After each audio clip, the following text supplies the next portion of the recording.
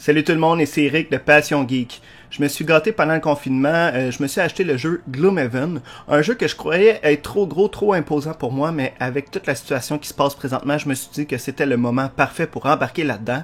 Mais un jeu de cette envergure-là nécessite nécessairement un organisateur à jeu de société, donc je vous montre comment on peut organiser notre Gloomhaven pour moins de 15$.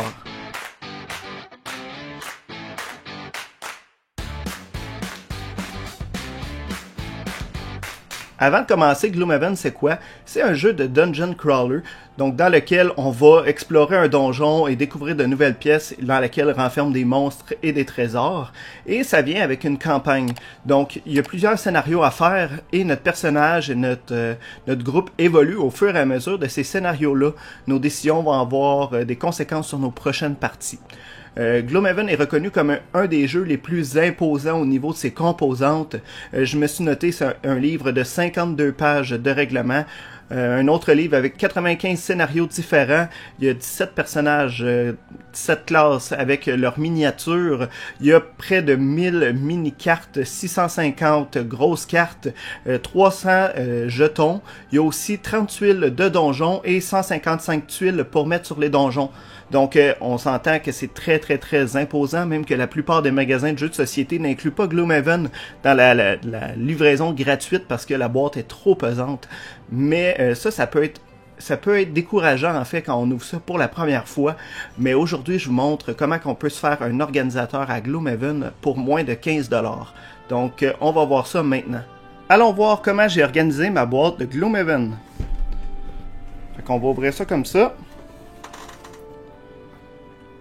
Sur le dessus, on a la feuille de collant réutilisable pour les campagnes. J'ai quelques feuilles que je me suis fait imprimer, des aides-mémoires, des feuilles de party, des feuilles de personnages. Ça, je me suis fait imprimer ça. Par la suite, j'ai mon marqueur d'éléments pour la partie. Ça, je vous le passe vite. C'est un petit livret. Les collants originaux. Le livre de scénario, qui est quand même assez massif pour chacun des scénarios. Et le livre de règlement. Ensuite, on a la carte comme ça ici.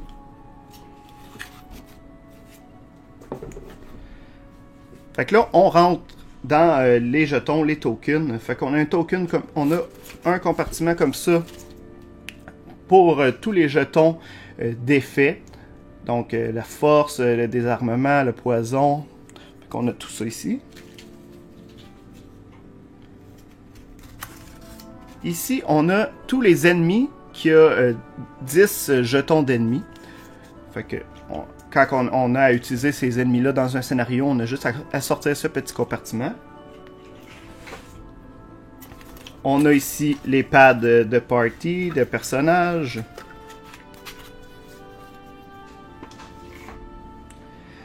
On a le restant des ennemis ici. Ils sont tous classés par sorte d'ennemis. Fait que encore là, pour placer le scénario, ça va super vite. Qu'est-ce qu'on a ici? Tout ça, c'est des tuiles pour constituer le donjon ou le scénario. Fait qu'on a différentes sortes de tuiles. On en a d'autres ici. Fait que ce sont tous des compartiments qui s'enlèvent.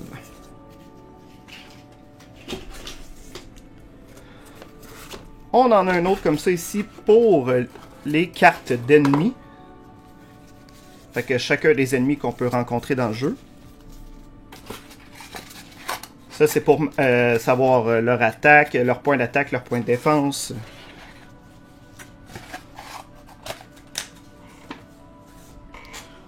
On a les roulettes pour les points de vie des personnages et les points d'expérience. Ça aussi, ça vient dans un compartiment, comme ça. On a les cartes des personnages qui rentrent juste bien à côté. Là, vous allez remarquer qu'il y a des compartiments qui sont vides, en fait, mais c'est parce que l'organisateur est calculé en fonction de si on sleeve, donc si on protège nos cartes dans des petits plastiques, en fait, ça ajoute de l'épaisseur aux cartes. Par contre, comme il y a 1000 mini-cartes, puis 650 environ cartes standards, moi j'en ai pas acheté parce que ça revient beaucoup trop cher, mais les compartiments sont là. Ici, on a toutes les habiletés des monstres. Ensuite, on a les attack modifiers qu'on appelle. Et c'est classé avec des cartons sur lesquels j'ai marqué c'était quoi. Fait que c'est tout classé. Les attack modifiers de scénario, les curses, les blessings. Fait que ça, je peux le sortir. On a ici tous les items qui sont classés par numéro d'item selon la prospérité de la ville. Fait que je me suis fait des petits séparateurs. On a des jetons pour les incantations, les points de dégâts sur les personnages, les money tokens. Fait que ça aussi c'est possible de le sortir. On a d'autres jetons ici. On a ici toutes les miniatures des de nos différents héros, des différentes classes. Fait que tout est rangé ici dans ces boîtes. Il y a certaines boîtes qui sont pas ouvertes. Ben, la plupart sont pas ouvertes en fait parce que j'ai pas encore déverrouillé les classes. Je vais vous le pencher comme ça. Donc ça ressemble à ça dans le fond. On a ici les petits stands pour mettre les cartons des figurines. Donc les blancs c'est les ennemis normaux, les jaunes c'est les ennemis élites. On a ici les decks de cartes que je me suis fait des séparateurs, donc par classe, et aussi les événements de route, les événements de ville, fait que tout est classé comme ça, les cartes de référence, fait que j'ai tout, c'est tout classé. Ça ici, c'est les compartiments vides que je vous dis, fait que c'est sûr qu'au fur et à mesure aussi où je vais débloquer des nouvelles classes, il y a des cartes qui vont s'ajouter aussi. Normalement, avec le jeu, il vient des boîtes de carton pour chacun des personnages. Ça rentre pas là-dedans, mais je vais vous montrer plus tard comment je les ai rangés. Et finalement, moi je joue à 2 personnages, donc j'ai tout ce qu'il me faut pour chacun de mes personnages ici. Fait que le deck de mon personnage, j'ai la miniature, je vais essayer de la sortir. Avec la miniature ici. Fait que j'ai mes 2 personnages, fait que quand je veux jouer, c'est très facile, tout ça est ici. Et je mets des éponges, comme ça, pour compenser certains vides. Par exemple, ici, pour pas que les cartes ballottent trop, j'ai mis 2 éponges, j'ai comme ça. Tu sais, même dans le transport, ben, mes cartes peuvent pas s'étendre et tomber comme ça. Fait que ça laisse encore beaucoup de place pour beaucoup de contenu que je vais déverrouiller au fur et à mesure de mon aventure.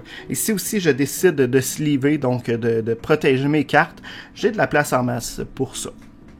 Et je vais essayer de vous le remonter pour vous montrer que ça s'emboîte tout bien, quoi qu'on l'a vu pendant que je l'ai démonté. Fait que ça va venir ici. J'espère ne pas me tromper. Des cartes comme ça. On va mettre les autres cartes ici. Ensuite, nos cartes de personnages. Les roulettes pour les points d'expérience.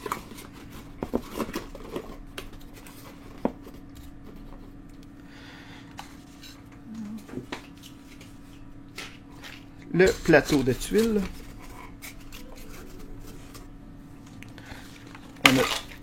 On a ça qui vient s'ajouter. Je pense que je suis en train de vous compter de menterie. On a ça ici qui vient avant.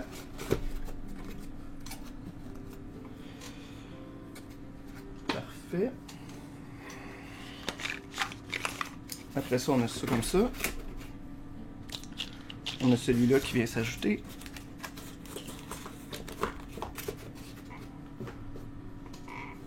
On a notre grand plateau d'ennemis.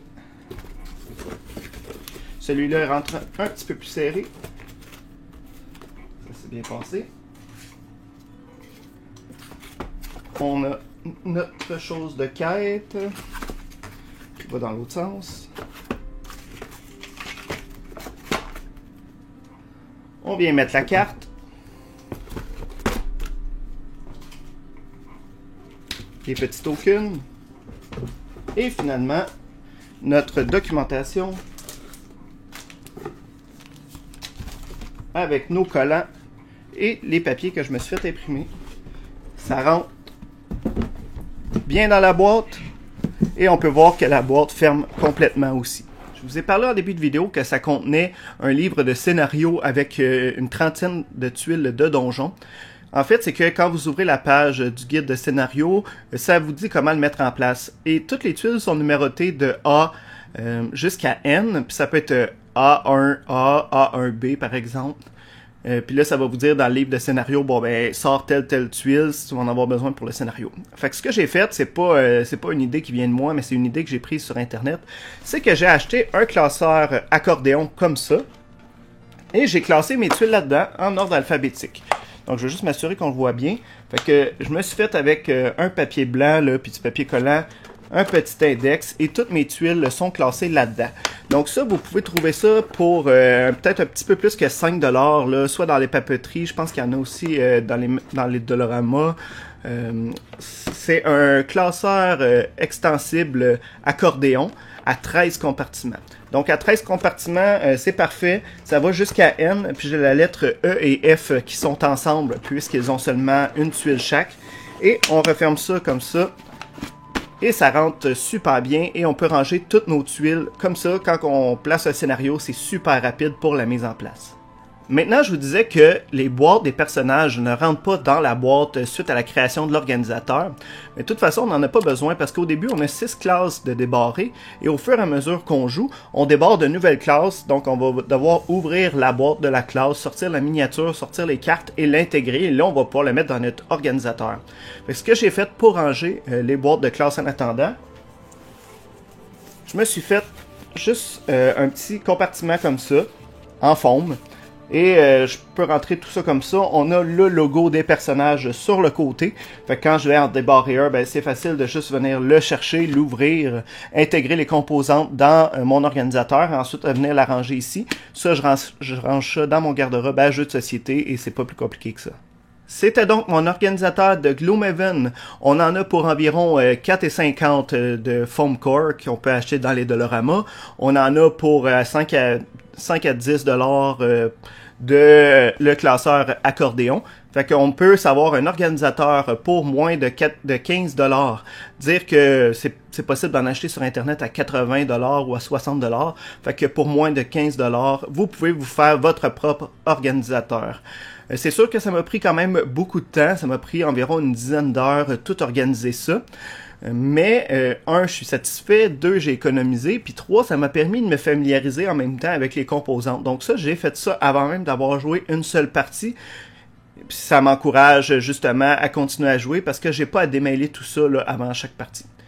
Donc, je voudrais savoir, est-ce que ça vous a inspiré? Est-ce que vous avez d'autres systèmes de classement pour votre Gloomhaven? Laissez votre commentaire directement sous cette vidéo sur ma chaîne YouTube.